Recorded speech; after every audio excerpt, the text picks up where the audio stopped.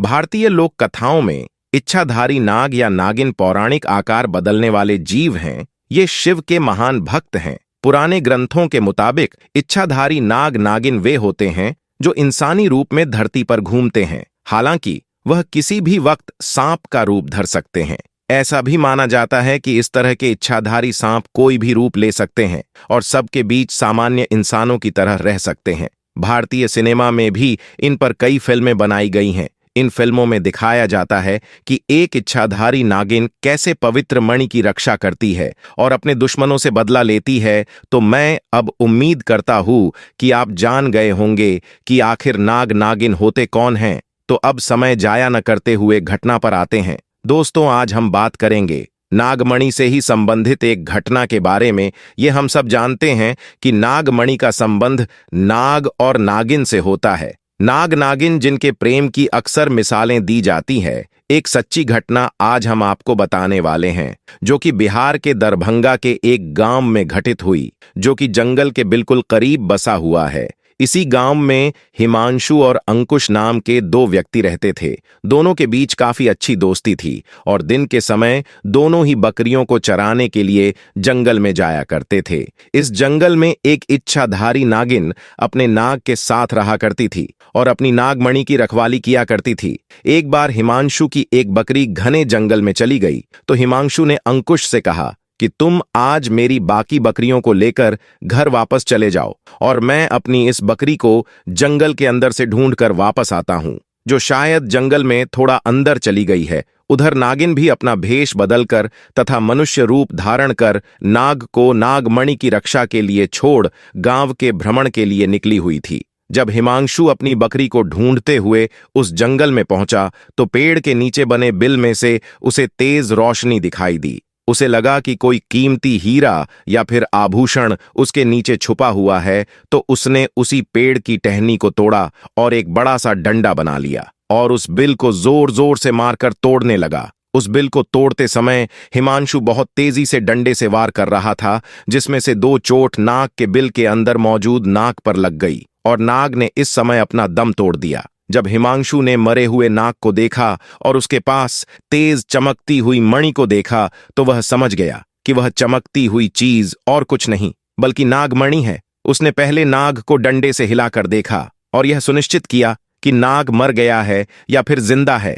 फिर उसने जब इस बात को पक्का कर लिया कि नाग मर गया है तो उसने अपनी जेब से रुमाल निकालकर उसके अंदर उस नागमणि को रख लिया और भागता हुआ तेजी से घर को निकल गया और यह भी भूल गया कि वह जंगल में अपनी बकरी को ढूंढने आया था और वह बकरी अभी भी जंगल में ही रह गई है। इधर जब नागिन वापस अपने बिल की तरफ लौटी तो जैसे ही उसने नागमणि गायब पाई और अपने नाग को मरा हुआ देखा तो वह गुस्से से आग बबूला हो गई। उसने अपनी शक्ति से नाग की आंखों में देख लिया कि उसके नाग का कातिल कौन है।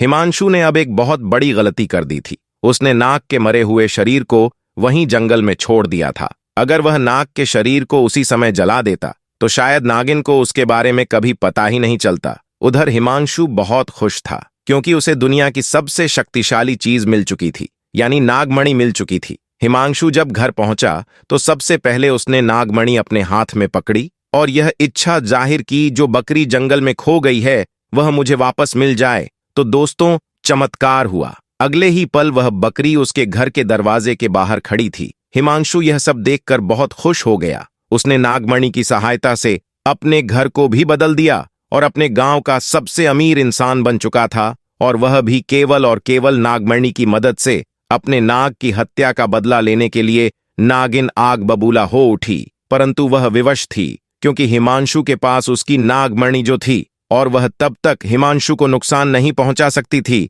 जब तक उसके पास वह नागमणि मौजूद है। दोस्तों, कहते हैं कि इच्छाधारी नागिन बगैर नागमणि के भी कोई भी रूप धारण कर सकती है। अपनी शक्ति का फायदा उठाकर नागिन ने एक सुंदर कन्या का रूप धारण किया और हिमांशु किसी काम से दूसरे गांव जा रहा था तो उसके बीच रास्ते में बैठ गई और रोने लगी। जब हिमांशु ने देखा कि एक बहुत ही सुंदर स्त्री रो रही है तो वह तुरंत बैलगाड़ी से नीचे उतरा और उस कन्या से पूछने लगा कि आप रो क्यों रही हो। लड़की के भेष में उतरी उस नागिन ने कहा कि मेरा नाम रोशनी है और मैं अपने पति के साथ दूसरे गांव में रहती हूं, परंतु कल वह एक कन्या के साथ शादी करके आ गया और मुझे धक्के मारकर घर से बाहर निकाल दिया। मैं बेसहारा हूँ, लाचार हूँ। हिमांशु को उस स्त्री पर तरस आ गया और उसकी सुंदरता से हिमांशु बहुत ज्यादा मोहित भी हुआ और उसे अपने घर ले गया। धीरे धीरे नागिन और हिमांशु के बीच में दोस्ती शुरू हो गई और यह दोस्ती इतनी गहरी होती चली गई कि हिमांशु को पता ही नहीं चला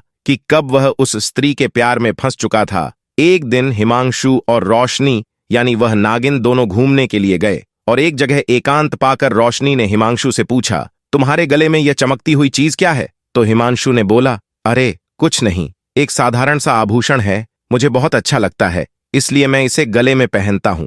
दोस्तों, यह वही आभूषण था जिसे आप नागमणि के नाम से जानते हैं। जब रोशनी बोली कि क्या तुम मुझे यह आभूषण कुछ समय के लिए दे सकते हो, क्योंकि मुझे इसकी चमक बहुत भाती है, मैं इसे पहनकर देखना चाहती हूं कि आखिर यह मेरे गले में कैसा लगता है। इस पर हिमांशु चिल्लाते हुए बोला, नहीं, मैं तुम्हें यह नहीं दे सकता हूं, इसके बदले तुम कुछ भी मांग लो, मैं तुम्हें दे दूंगा। इस पर रोशनी एकदम से गुस्सा होकर बोली, हिमांशु, तुम तो कहते थे कि तुम मुझे बहुत प्यार करते हो, अपनी जान से भी ज्यादा प्यार करते हो, परंतु मैंने तुम्हारे गले का यह छोटा सा आभूषण क्या मांग लिया? तुम इस चीज के लिए मुझे मना कर रहे हो, मुझ पर गुस्सा कर रहे हो। रहने दो, मैं जानती हूं तुम्हारे लिए क्या ज्यादा मायने रखता है। दोस्तों, फिर हिमांशु ने न चाहते हुए भी वह आभूषण रोशनी को दे दिया और रोशनी को देते हुए यह बोला कि ठीक है, कुछ समय के लिए तुम इसे पहन सकती हो, परंतु ध्यान से रोशनी, इसे घुमा मत देना। रोशनी के हाथ में जैसे ही वह नागमणि आई, रोशनी का रूप एकदम बदलने लगा। केवल एक पल में ही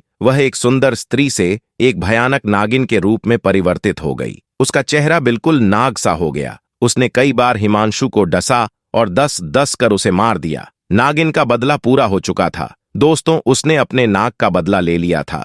दोस्तों, तब से यह नागिन इसी गांव में अपने नाग के लिए 500 सालों से आज भी जिंदा है। इसके बाद से वहां कुछ ऐसी घटनाएं सुनने में आई हैं जिसे सुनकर हर कोई हैरान है। वहां के स्थानीय लोगों का कहना है कि उन्होंने एक नागिन को महादेव की पूजा करते देखा है और इसके बाद अचानक वो नागिन कहां गायब हो जाती है, किसी को नहीं मालूम। जब इस बारे में गांव के मंदिर के पुजारी जी से बात की गई तो मंदिर के पुजारी का कहना है कि अपने नाग की मौत के बाद से ही नागिन भयंकर रूप धारण करके अपने नाग को ढूंढ रही है और जिस तरह से पिछले 500 सालों से महादेव की पूजा करती थी, आज भी वही करती आ रही है।